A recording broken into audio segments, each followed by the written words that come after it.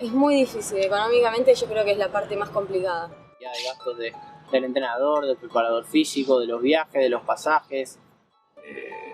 No te dan los números. Es jugar por la ilusión. Prácticamente lo que un premio que figura públicamente, el jugador se queda con el 30 o el 40%. Mis papás económicamente no podían. La verdad es mucha plata la que se gasta por mes. Entonces, duros para bancar a jugadores, no había plata en la asociación. Es verdad que no sobra plata, ni mucho menos. Es sacrificado por un montón de cosas. Es para pocos, tenés que estar muy arriba. Al fin y al cabo es lo que uno elige y lo que uno hace.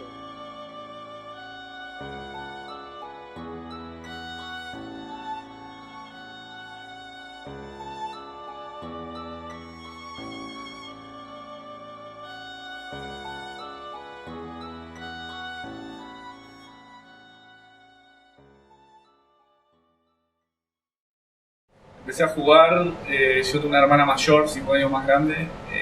Vivíamos en Ciudad Vita y empezamos a ir a un club ahí al Círculo General Belgrano. Hacíamos todos los deportes, en realidad ella hacía vóley, natación, tenis, y yo era muy chico, tenía 5 años más o menos, y me metía cuando ella estaba en tenis, yo me metía a la cancha, juntaba las pelotas, me molestaba un rato, pero no me dejaban todavía empezar hasta que antes de cumplir 6, 5 y medio tenía más o menos, empecé en la escuelita del club. Y bueno, nunca más dejé, siempre me encantó, me apasionó. Pues jugaba con mi viejo en la calle, mi viejo en mi casa. En el fondo de mi casa había como un paredón que era la casa al lado y me pintó también una línea que era la red y yo también jugaba ahí todo el día. Siempre me gustó mucho y bueno, empecé ahí en Ciudad Vita y nunca más dejé.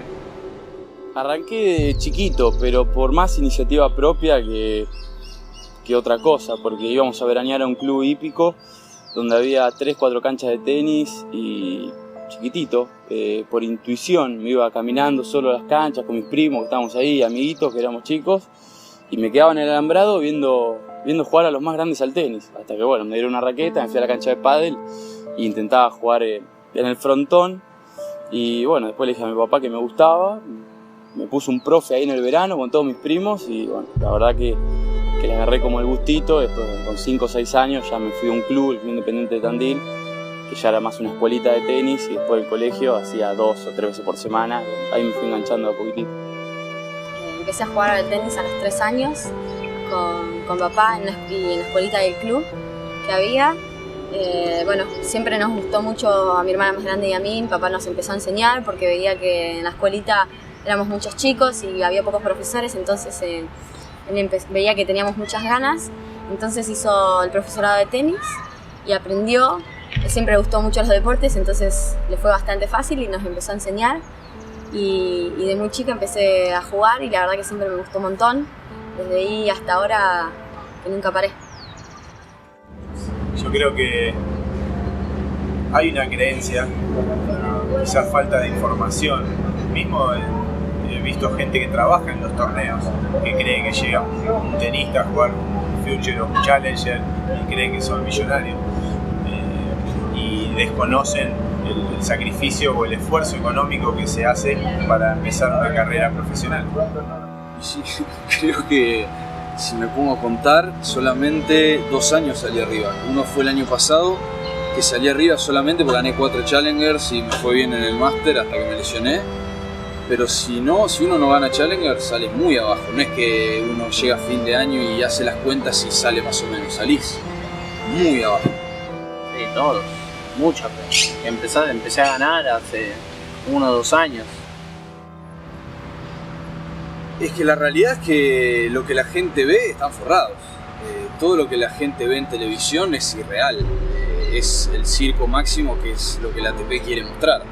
Que son los primeros 30, 40, 50 del mundo, que son los que realmente tienen mucha plata. Uno prende la televisión y ve jugar a Djokovic, a Federer y ven el prize money que tienen y desde 100 palos, y sí, es la realidad. Pero todos los jugadores contra los que ellos juegan las primeras rondas son los jugadores que la luchan, que son los jugadores que somos nosotros, que estamos dentro de los 100, estamos dentro del grupo, se puede decir, de elite, y la luchamos como unos campeones. O sea, no es que ni nos sobra ni nada, como te digo, este es el segundo año que yo puedo decir que me fui arriba en plata, y tampoco es que me hice millonario. Hay que lucharla, tratar de pegar unos resultados y bueno, ir peleándola, y por ahí si el ranking te da, sí, haces plata, pero bueno, hasta llegar ahí hay un camino larguísimo. Están equivocados, ponele, si ahora en internet abrís, porque cualquier persona puede ver públicamente lo que gana cada uno de los tenistas en cada torneo, si empezás a ver eso, vos decís, este pibe ganó fortuna este año, y nada que ver, porque no saben la cantidad de gastos que se tienen, la cantidad de gastos del entrenador, del preparador físico, de los viajes, de los pasajes. Los torneos cuanto mejor son, más cosas te pagan o te invitan, por así decirlo, pero así todo se sigue gastando mucha más plata y se hace difícil en ese sentido, pero sí, obviamente una vez que entras entre los 100, 80 del mundo, se empieza a vivir otra etapa económica siendo tenista, pero un tenista que está 120, 130, yo creo que salvando algún que otro caso está igualado, o en algunos casos puede llegar a perder plata. Se complica a veces cuando aparece una nota en los diarios diciendo que el torneo repartía $100.000 al ganador, entonces capaz si te dio la oportunidad de hacer semifinal, final o ganar el torneo, la gente capaz que se cree que ganaste $100.000. Bueno, está muy lejos de ser así, entonces nada, uno trata de por ahí de mantenerse un poco lejos de por ahí ese tipo de frases. Yo siento que, a ver, cada uno se merece lo que tiene, es así. Obviamente que estaría bueno que reditúen un poco más en la inserción al profesionalismo para que los chicos que se están iniciando puedan costear los gastos que son hasta inclusive mayores, porque son mayores porque ellos no tienen por ahí los medios, no tienen el dinero. Después, los que están en el profesionalismo,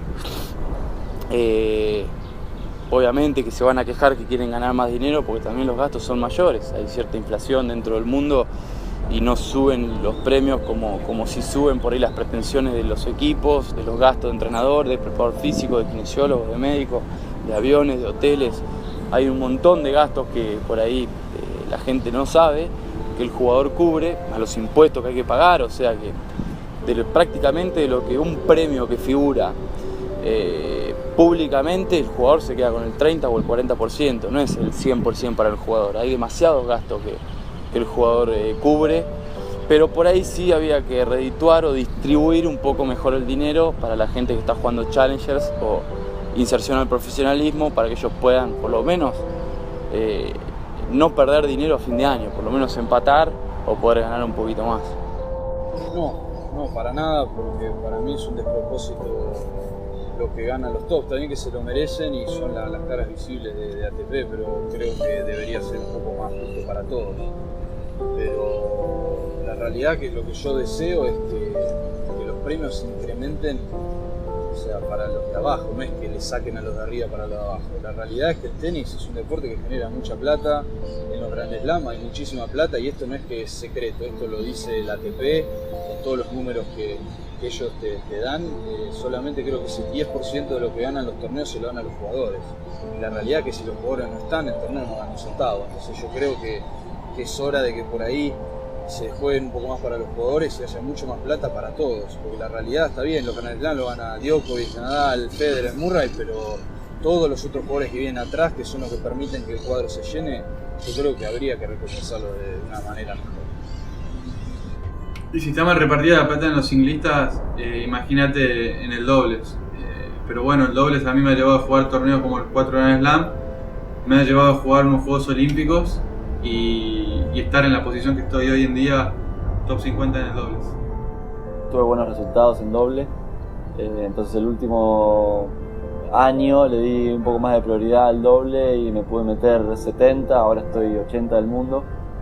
Y eso me da la chance de jugar torneos más grandes, es lo que estoy tratando de buscar. Ahora voy a ir a jugar a Australia, el primer Grand Slam, después intentaré jugar todos los ATP acá de Sudamérica y bueno, la idea de este año es seguir dándole prioridad al doble y tratar de meterme lo más alto posible, jugar torneos grandes, jugar contra los buenos y yo creo que tengo chances y herramientas como para poder meterme ahí bien arriba en el ranking y poder su marguita.